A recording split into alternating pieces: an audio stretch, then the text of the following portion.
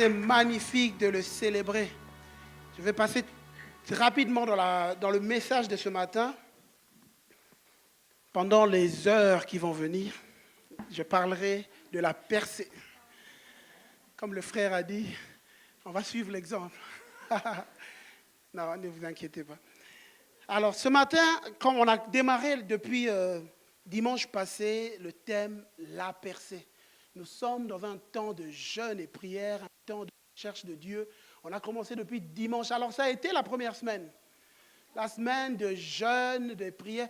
Ceux qui peut-être étaient surpris d'apprendre que l'église était en jeûne et puis vous étiez surpris, ce n'est pas grave, vous pouvez toujours prendre le train en marche. On n'exclut personne. C'est encore le moment, vous pouvez commencer aujourd'hui, vous pouvez commencer demain, mais associons-nous, nous entrons dans un temps de recherche. Le jeûne est biblique, le jeûne est dans la Bible et nous voulons être des chrétiens bibliques. Et un chrétien biblique vit tout ce que la Bible dit.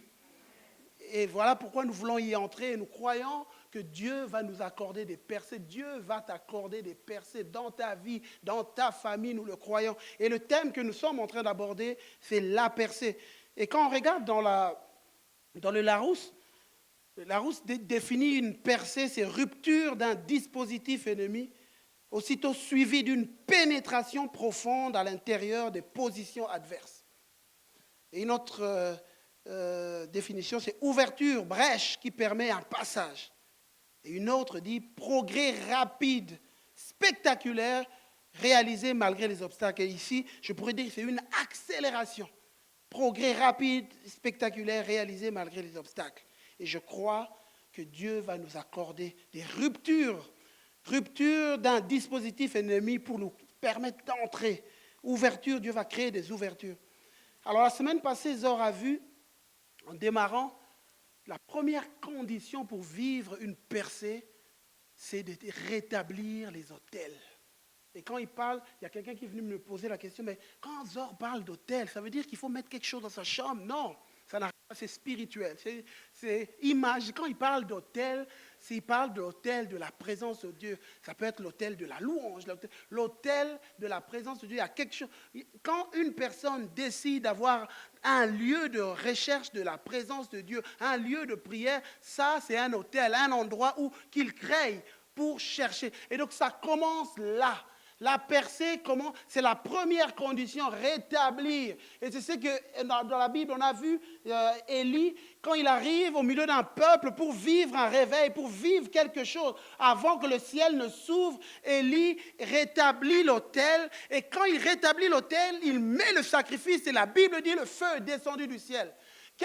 Et quand on rétablit l'autel, le ciel s'ouvre, le feu descend. Je connais une chanson qui dit que Dieu, tu pourvois. Je pourvois au sacrifice et toi tu pourvois au feu. Quand on met les choses qu'il faut, Dieu ouvre son ciel et commence à se révéler.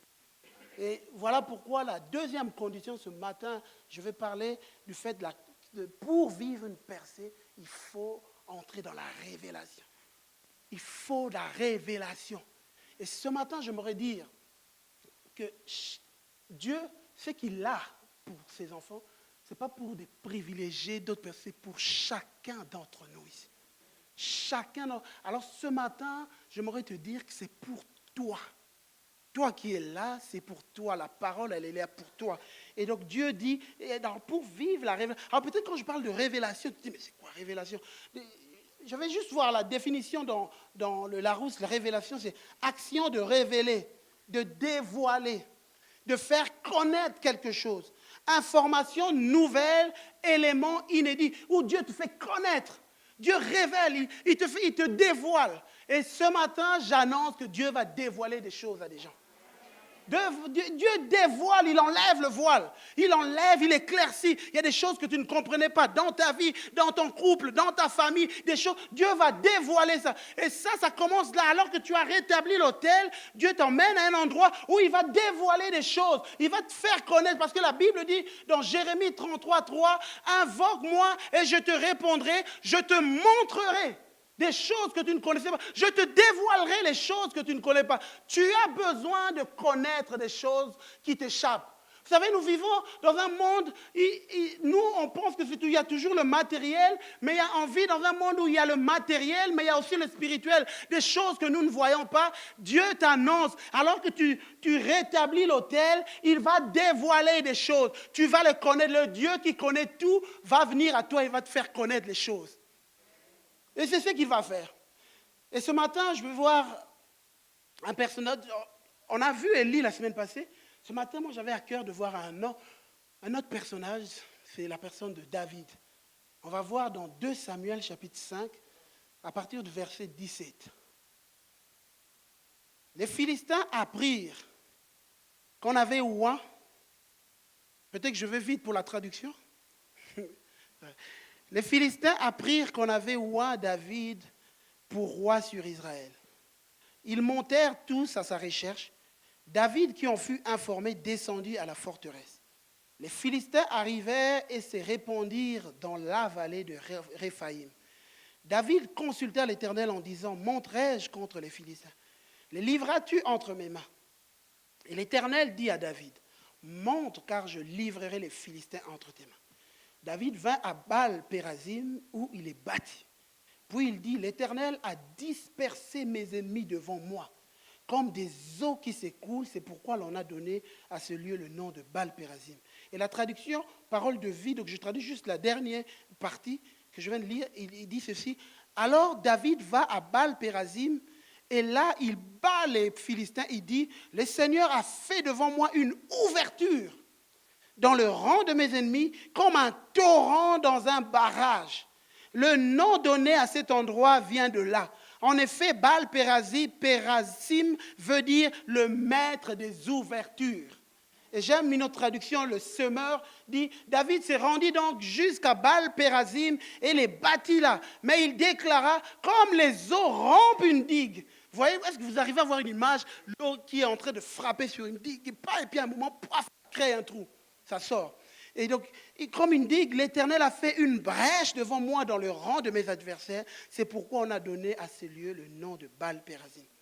Alors, le commencement de ce passage que je viens de lire, il est dit, les Philistins apprirent qu'il y avait une onction qui était déversée sur David.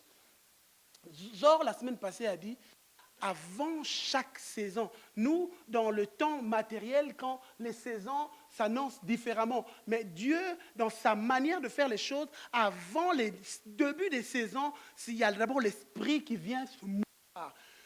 C'est l'esprit qui vient annoncer une nouvelle saison qui est en train de commencer. Et ici, la Bible déclare qu'il y a une onction qui a été mise sur David. Et ça a annoncé un temps nouveau pour David. Donc quand vous lisez la vie de David, il a été oint 3 fois.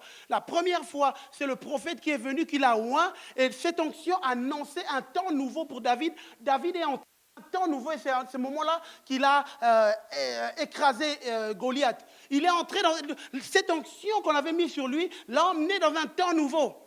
Et puis la troisième onction, on le voit par des anciens de Juda, pour qu'il devienne le roi de Juda. Ça annonçait une ouverture où il entrait dans la royauté. Cette onction montrait qu'il commençait à entrer dans sa royauté. Et là, on est en train de le oindre pour le roi de tout Israël. Il y a une saison nouvelle qui est en train de s'ouvrir à David. Et Dieu annonce qu'il y a une nouvelle onction qui est en train d'être déversée.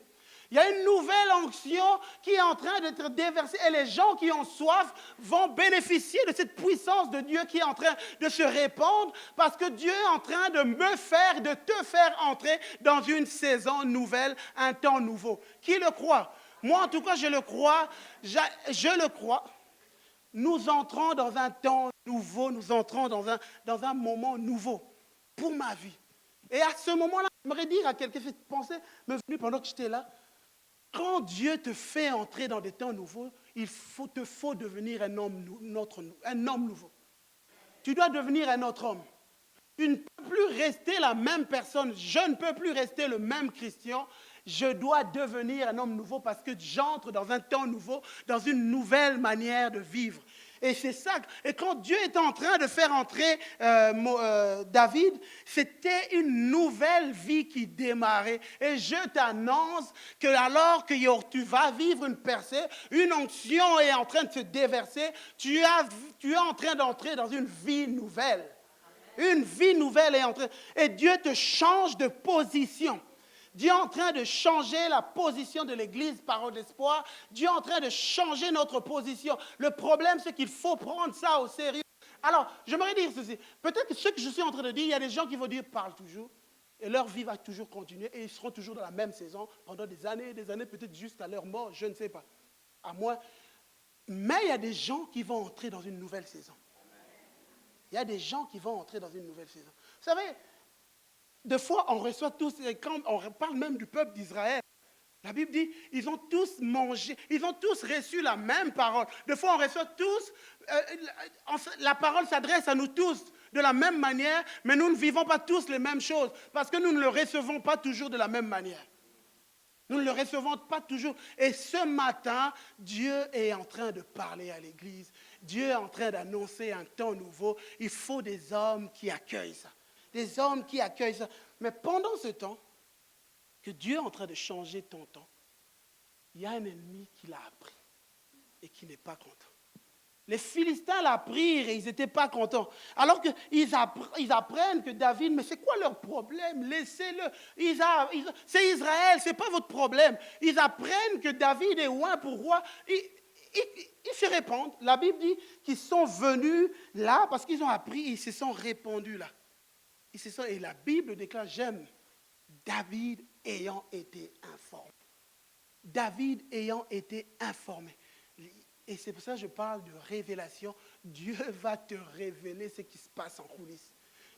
David étant été la révélation. Et ce matin, je parlerai de 2 points. La révélation qui nous emmène à la forteresse. La révélation qui nous emmène à Baal-Pérazim. Le premier, la révélation qui nous emmène à la forteresse. David, qui en fut informé, la Bible dit, descendit à la forteresse. La révélation nous emmène à plus de la présence de Dieu. La révélation emmène à ce que la présence de Dieu soit intensifiée. Intensifiée. Et quand la présence de Dieu s'intensifie, nous entrons dans un lieu de protection, dans un lieu protégé. Et c'est ça la forteresse. Vous savez, cette semaine, je ne sais plus si c'était mercredi ou mercredi peut-être matin, j'ai vu, Zor n'a pas l'habitude d'intervenir dans des groupes. J'ai vu Zor écrire, je me suis dit, tiens, c'est spécial si Zor écrit, parce qu'on a un petit groupe, des leaders, tout ça, et Zor, ce n'est pas vraiment ses habitudes, les réseaux sociaux. Et puis je vois Zor intervenir, je me suis dit, je vais lire si Zor intervient. Et alors Zor a dit ceci, il a dit, le 29 décembre 2018, après un moment de prière, le Seigneur m'a montré un dragon qui me fixait alors que j'étais à l'église. Le dragon est un piège silencieux qui attaque les pensées, afin de faire disparaître la paix de Dieu, de dévorer ses projets pour nous. En ce 3e jour de jeûne, veillons sur nos pensées restant sous l'abri du Très-Haut. Ça, moi j'appelle ça une révélation. Et vous savez, c'est que la révélation que Zor a reçue, et donc Zor nous a partagé ça, qu'est-ce que la révélation fait? La révélation nous emmène dans la forteresse. Zor dit, et puis il dit, allons dans l'abri, et puis il nous a partagé le passage, le psaume 91, versets 1 et 13, qui dit, celui qui habite sous l'abri du Très-Haut repose à l'ombre du Tout-Puissant. Tu marcheras sur le lion et sur la vipère, tu fouleras le lionceau et le dragon. La révélation nous emmène dans un lieu de protection, là où, dans l'abri du Très-Haut. Parce que j'ai reçu la révélation, je vais à la forteresse. Et c'est ça que David a fait. Ayant été informé, il alla à la forteresse. Il alla à un autre endroit où il est protégé, où sa vie est protégée, où sa famille est protégée. Il alla à la forteresse. Vous savez, quand on parle de cette forteresse, il y a une histoire. Cette forteresse a une histoire pour David. On le voit un peu plus tôt, dans 2 Samuel 5, il est dit ceci, le roi marcha sur ses gens, sur Jérusalem, contre les Jébusiens, habitants du pays. Ils dirent à David, entre point ici, car les aveugles même, les boiteux te repousseront. Ce qui voulait dire, David n'entrera point ici. Mais David s'empara de la forteresse de Sion, c'est la cité de David. Et vous savez, on appelle ça la cité de David, on appelle ça aussi la montagne de Sion. En fait, quand David arrive à Jérusalem, la montagne, quand il arrive, les Jébusiens étaient sur la montagne et c'était un lieu imprenable. C'était tellement dans les hauteurs, les Jébusiens se disaient, David n'arrivera jamais à entrer ici. D'ailleurs, nous pensons que même les boiteux, même les aveugles l'empêcheront d'entrer parce qu'il n'arrivera pas. Mais la Bible déclare, malgré ça, David s'empare de la forteresse. Et ce matin, j'aimerais dire à quelqu'un, Dieu te dit, t'annonce qu'il y a une forteresse, il y a une forteresse dans les lieux élevés, la montagne de Sion, il faut que tu montes. Mais il y a un ennemi qui te dit, même les aveugles, et Dieu, pendant que je priais, Dieu me dit, tu sais ce que au temps d'aujourd'hui, ce que représentent les aveugles, les boiteux, Dieu me dit, c'est ce qui représente les aveugles, les boiteux, c'est ceux qui boitent dans ta vie, ceux qui boitent, ceux qui ne marchent pas dans ta vie, les aveugles, c'est ceux qui n'est pas clair dans ta vie. Et il y a des gens ici, alors que Dieu t'appelle à la prière et que tu entres, peut-être que tu as écouté la prédication de dimanche passé, Zor a dit de rétablir les autels. Tu as dit oui, je vais le faire. Tu es allé dans la présence de Dieu, tu arrives le matin, tu essayes de prier, mais tu n'arrives pas à te saisir par toutes sortes de pensées. Tu n'arrives même pas à faire 5 minutes, mais tu veux bien. Tu veux bien. Mais il y a toutes sortes de pensées qui viennent et tu n'arrives pas à entrer. Et ça, c'est l'ennemi qui te dit, tu n'entreras pas, tu ne monteras pas. Les pensées, même les pensées de tout ce qui ne va pas, ça va revenir et ça t'empêche d'entrer. Et ce matin, je voudrais dire à quelqu'un, il faut se battre pour la présence de Dieu. Il faut se battre pour la présence de Dieu. J'aimerais dire à quelqu'un, ce n'est pas toujours facile. Ne pensez pas que quand nous, on vient ici, on parle. Il faut prier, que c'est quelque chose de facile, que le matin je me réveille et puis, non, c'est un combat. C'est un combat, c'est un combat. Et c'est ça que David arrive, il veut monter à la montagne, il sait que c'est son lieu, c'est la cité de David, c'est la montagne de Sion. Mais il arrive, on lui dit, tu n'entreras pas, lui il a dit, j'entrerai. Et j'aimerais dire que quand la chair te dit tu n'entreras pas, quand la fatigue te dit tu n'entreras pas, quand tes pensées te disent tu n'entreras pas, des fois ce n'est même pas des mauvaises pensées. C'est des pensées, tu penses à toutes sortes de choses. Moi, cette semaine, j'ai eu ces genres de combats, en fait. Ces genres de combats, parce qu'en fait, je pensais à des choses qui n'étaient même pas, force, c'est pas des péchés. Je pensais à des choses qui se passaient dans mon pays d'origine, au Congo, et même quand je venais le matin en train de prier, j'étais en train de penser à ça. Ah, ça doit être ça. Et ça m'empêchait de prier, ça m'empêchait d'entrer dans la présence de Dieu. Et c'est là que pendant que j'étais en train de lutter, en lisant ce passage, Dieu me parlait. Il faut lutter. Et des fois, il faut se battre avec nous-mêmes. Il faut se battre avec nos pensées, dire j'entrerai. Je vais entrer, je vais entrer, je vais entrer, je vais me battre. S'il faut avoir, moi, je vais encourager des gens. S'il faut avoir une sorte de structure dans votre tête quand vous entrez dans la présence de Dieu. Des gens qui arrivent, vous vous tenez là et puis à un moment, vous ne savez plus quoi faire, quoi dire. Et moi, ce matin, si je devais venir chez vous, vous communiquer quelque chose, juste que vous ayez une structure. Des fois, vous allez voir quelqu'un, discuter avec quelqu'un, parler avec quelqu'un d'important. C'est bien de préparer ce que vous allez lui dire dans votre tête. Et de fois avoir, et c'est ça que Jésus est communiqué quand les disciples lui ont dit, Seigneur, apprends-nous à prier. Et quand Jésus dit, voici comment vous devez. Il n'a pas dit, voici ce que vous devez prier. Il a dit, voici comment. C'est une structure qu'il a donnée. Et moi, je trouve que c'est bien d'avoir peut-être cette structure. Peut-être que je n'y arrive pas et ça va m'aider. Tu arrives et vous savez, tu arrives le matin, le soir, tu t'assieds, et tu penses à notre Père. Ça commence, notre Père. Alors commence, dis Seigneur, je te remercie parce que je suis ton fils. Je te remercie mon Père, j'ai un Père dans le ciel. Ça, c'est déjà la prière qui commence. Pense à ton Père, reste là et pense, prends du temps. Et c'est pour cela, si tu dois prier, tu as prévu de prier 10 minutes, prévois 30 minutes, comme ça tu es à l'aise. Ne sois pas stressé, ne sois pas pressé, sois à l'aise. Sois à l'aise. Essaye d'avoir des moments où tu es juste à l'aise. Tu n'es pas pressé. Tu es juste à l'aise.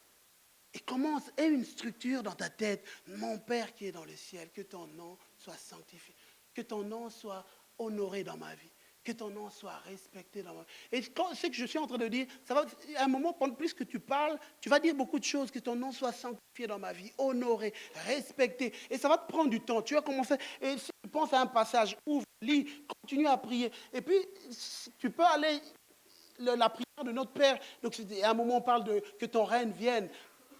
Ça veut dire quoi? Prie ça, et que ta volonté soit faite sur la terre comme au ciel. Et à un moment, c'est seulement plus tard qu'on dit, donne-nous notre pain de ce jour. C'est juste après que tu commences à prier pour des besoins. Mais aie une structure dans ta tête.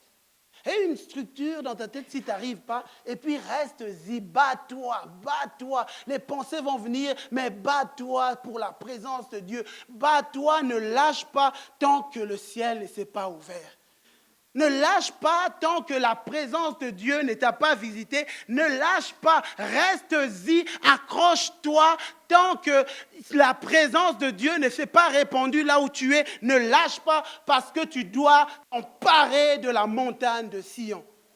Apprenons à combattre. Des fois, mes frères, mes sœurs, j'aimerais vous dire, nous devons, je dois, tu dois, nous devons nous faire violence.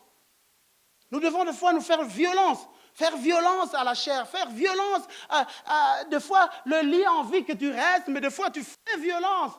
Le matin, des fois, c'est difficile de se réveiller. Le soir, des fois, c'est difficile d'être concentré. Parce qu'on a passé toute une journée. C'est difficile de se concentrer le soir, mais apprendre à se battre pour la présence de Dieu. Matthieu 11, verset 12 dit ceci. Depuis le temps de Jean-Baptiste jusqu'à présent, le royaume de Dieu est forcé. Ce sont les violents qui s'en emparent. S'emparer de la montagne de Sion, s'emparer de la présence de Dieu. Ceux qui prient juste de manière religieuse, ils disent, voilà, bon, ils prient, et puis de manière religieuse, et puis à un moment, ils arrêtent, ils disent, voilà, j'ai prié. Ils sortent comme ils sont entrés. Ils sortent comme ils sont entrés.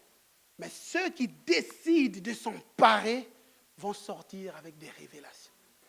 Et je t'annonce, alors que tu as prié avec cette mentalité, alors que tu ouvriras ta Bible, il y aura une compréhension nouvelle.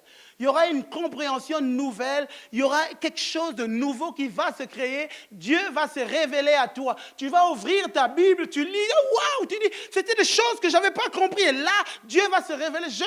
Quand je parle de révélation, ça va se passer dans la parole. Tu vas découvrir des choses que tu n'avais jamais vues. Dieu va te parler. Et d'autres, quand ils vont dormir, vont recevoir des songes. Dieu va te parler. Mais j'annonce qu'il y a des choses qui vont se passer pour des hommes et des femmes qui ont décidé de s'emparer de la montagne de Sion. Quelque chose, qui ont décidé de se faire violence, qui ont décidé de se battre. La Bible dit David s'empara. Et j'aime bien, à un moment dans la Bible, on voit quand Israël était en train de se battre contre tous les ennemis. Et puis Balaam est en train de prophétiser sur Israël. Et puis il dira, je le vois dans Nombre 23, je le vois du sommet de rocher, je le contemple du haut des collines. C'est un peuple qui a sa demeure à part. C'est un peuple qui a sa demeure. Apprends à avoir ta demeure à part. Empare-toi de la montagne de Sion et demeure-y. Demeure. C'est lui qui demeure. C'est lui qui reste. Et quand tu restes, le ciel finit par s'ouvrir. Quand tu restes, le ciel finit par s'ouvrir. Vous savez, il y a l'histoire d'un homme dans la Bible, Ézéchiel. Je trouve cette histoire vraiment intéressante. Je ne vais pas lire, je vais juste raconter. C'est un homme, il est fils d'un sacrificateur. Et dans la Bible, on annonçait qu'ils savaient tous que quand mon père était sacrificateur, les fils finissaient par devenir sacrificateurs. Et lui, il est jeune, il se prépare à devenir sacrificateur, mais le problème, c'est qu'en Israël, tu commençais à exercer le ministère qu'à partir de l'âge de 30 ans. Et on le voit même, Jésus, il a commencé à 30 ans. C'était à partir de 30 ans qu'il devait commencer le ministère. Et lui, le jeune Ézéchiel, alors qu'il arrive, quand on lit les commentaires bibliques, on découvre à l'âge de 20 ans, alors qu'il est en train de se préparer pour devenir sacrificateur. Et un sacrificateur, son service est dans le temple. Pendant qu'il se prépare, Babylone vient envahir Israël. Israël est envahi et puis finalement, Babylone prend une partie du peuple et dont Ézéchiel est dedans. Ézéchiel est parti, il part. Et quand il part, tous ses rêves s'écroulent. Tous ses rêves s'écroulent parce qu'il ne peut pas devenir sacrificateur sans Israël. Parce que pour être sacrificateur, tu devais le faire à Israël. Une chose. Deuxième chose, pour être sacrificateur, tu devais le faire dans le temple. Mais là, il est parti à Babylone, il n'y a plus de temple, il n'y a plus rien. Alors j'aimerais m'adresser peut-être à quelqu'un. Il semble que ton rêve s'échappe. Il semble que là où tu es, c'est impossible que les plans s'accomplissent pour toi. Là où tu te trouves, il semble que c'est impossible. Mais la Bible déclare que plusieurs années, l'année où il devait, et puis là, plusieurs années, on le voit, alors que les 30 ans arrivent, alors que c'est l'année où il devait commencer le ministère. Il est mal, il est triste, mais intérieurement, il se trouve près de... Il n'a pas perdu la connexion avec Dieu. La Bible dit, dans Ézéchiel 1.1, la 30e année, le 5 du 4e mois, comme j'étais parmi les déportés près du fleuve de Kébar, les cieux s'ouvrirent et j'eus des visions divines. Et une autre traduction dit, parole de vie, l'année de mes 30 ans, moi Ézéchiel, fils du prêtre Buzi, j'étais parmi les exilés juifs au bord du fleuve de Kébar. C'était la 4e mois, le 5e jour, donc il s'en souvient bien. Il dit, c'était à tel moment, c'était la misère pour moi. Mais alors que j'étais à cet endroit, j'ai vu le ciel s'ouvrir. Et j'annonce à quelqu'un ce matin, et alors que tu restes sur la montagne de Sion, peu importe ce qui se passe dans ta vie, peu importe les choses que tu as perdues, peu importe que l'ennemi est venu, il a pris des choses, peu importe, tant que tu restes près de Dieu, la Bible dit que le ciel s'est ouvert. Le ciel s'est ouvert, Dieu s'est montré à moi. C'était la 5e année après la déportation du roi Joachim, là dans le pays des Babyloniens, au bord du fleuve de Kébar. Le Seigneur m'a parlé et sa puissance m'a saisi. J'aimerais dire à quelqu'un, rien n'arrête Dieu. Rien n'arrête Dieu. Tes problèmes n'arrêtent pas Dieu. Tout ce qui arrive n'arrête pas Dieu. Si toi, tu restes connecté à lui, le ciel va s'ouvrir. Le ciel va s'ouvrir. Deuxième point, on va finir. Et puis on entrera dans la prière. La révélation qui emmène à Baal-Pérazim. Et l'Éternel dit à David, monte, car je livrerai les Philistins entre tes mains. David vint à Baal-Pérazim où il est bâti. Puis il dit, l'Éternel a dispersé mes ennemis devant moi comme des eaux qui s'écoulent. C'est pourquoi l'on donnera le nom de Baal-Pérazim. Et comme je l'avais dit, une autre tradition parle du maître de la percée. La révélation que nous recevons alors que nous venons dans sa présence. Alors que nous venons dans sa présence, à un moment, il y a le ainsi parle l'Éternel. Le ainsi parle l'Éternel nous emmène à un endroit de percée, nous emmène à découvrir le Dieu de la percée. Le Dieu qui triomphe, qui gagne et qui veut qu'on gagne. Est-ce que tu sais que le Dieu qu'on sert, c'est celui qui gagne et qui veut que tu gagnes? C'est le Dieu qui triomphe et qui veut que tu triomphes. Souvent, Dieu prend plaisir à ce que tu gagnes dans ta vie. Dieu prend plaisir, il aime gagner, il aime triompher. Je vais vous donner un exemple. Vous savez, quand Jésus, par exemple, marchait sur les eaux, Jésus est en train, c'était lui le maître, il est en train de marcher sur les eaux, il marche sur les eaux. Pierre voit Jésus. Il dit à Jésus, Jésus, si c'est toi, ordonne que je marche. Jésus pouvait lui dire, Pierre, tu n'as pas encore atteint le niveau.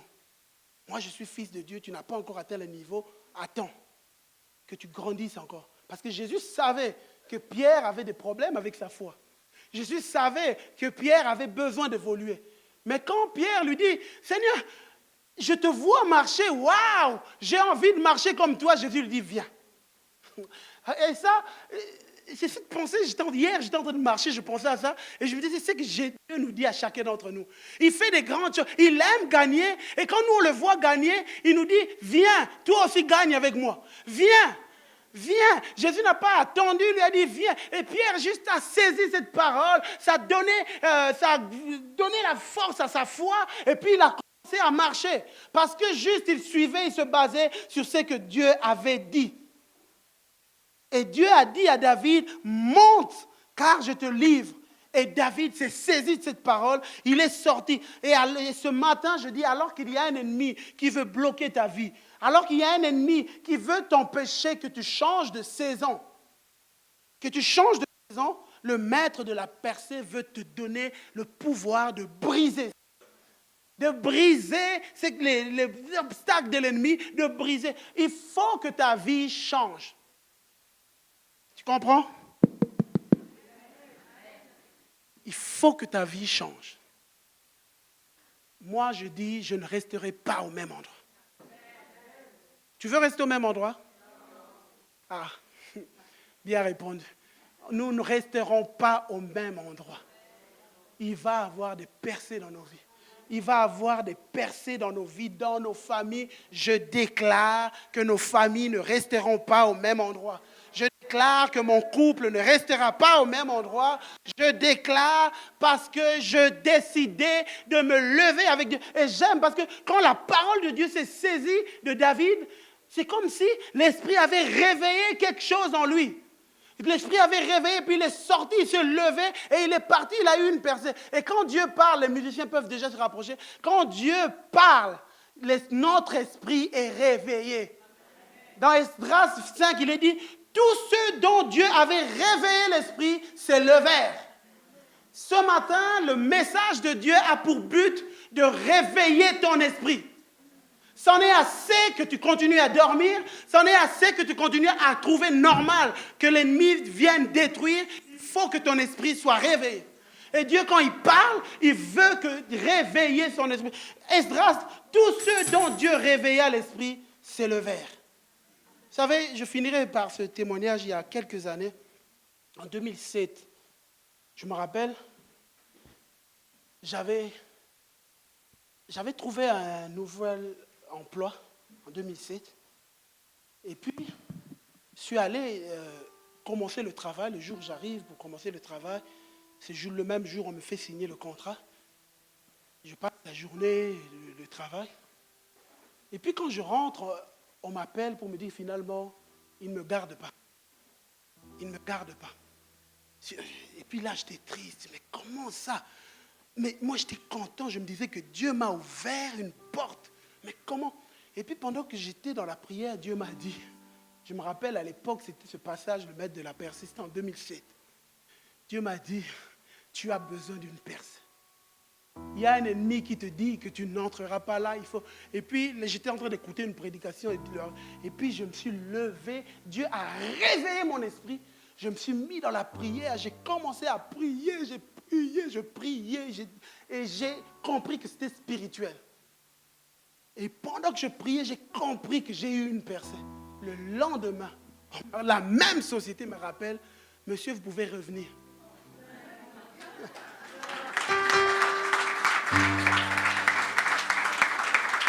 Je pouvais ne pas prier et dire, Seigneur, je suis déçu, vraiment, tu m'avais donné.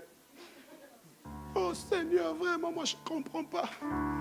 Et puis je pars, les choses n'allaient pas changer, on n'allait pas me rappeler.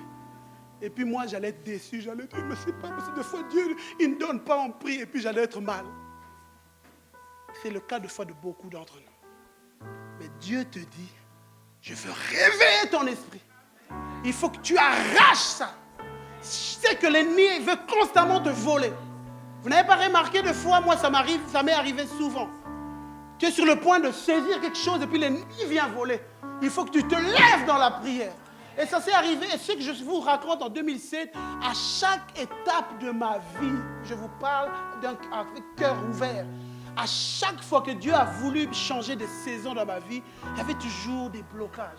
Là, je vous ai parlé un exemple en 2017, en 2007, en 2018, un an après, je m'apprête pour mon mariage. Il y avait toujours quelqu'un qui te dit, tu n'entreras pas là. Et je me rappelle avec ma femme, on s'est dit non. À l'époque, c'était ma fiancée. Non, c'en est assez, ça ne peut plus continuer. On a commencé à prier chaque soir. On se rencontrait, on priait chaque soir. On s'est dit non, ça ne peut pas continuer comme ça. Moi, je pense que c'est des moments où Dieu réveille notre esprit. où tu dis non, non, non, non, je refuse. Ça ne peut pas se faire. Et puis finalement, les portes se sont ouvertes, on se marie. Et souvent, j'ai remarqué, à chaque fois que Dieu veut me faire passer à une autre étape, il y a des obstacles. Je peux être frustré et puis continuer dans la frustration, mais Dieu m'a fait comprendre qu'il faut que mon esprit se réveille.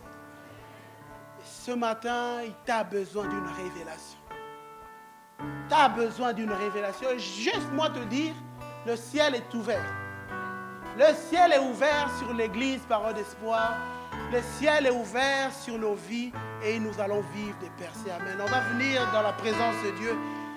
Mon seul appel, c'est des hommes et des femmes qui disent ce matin, je veux une nouvelle révélation pour une percée nouvelle se lève. Alléluia. Et on va crier à Dieu ce matin.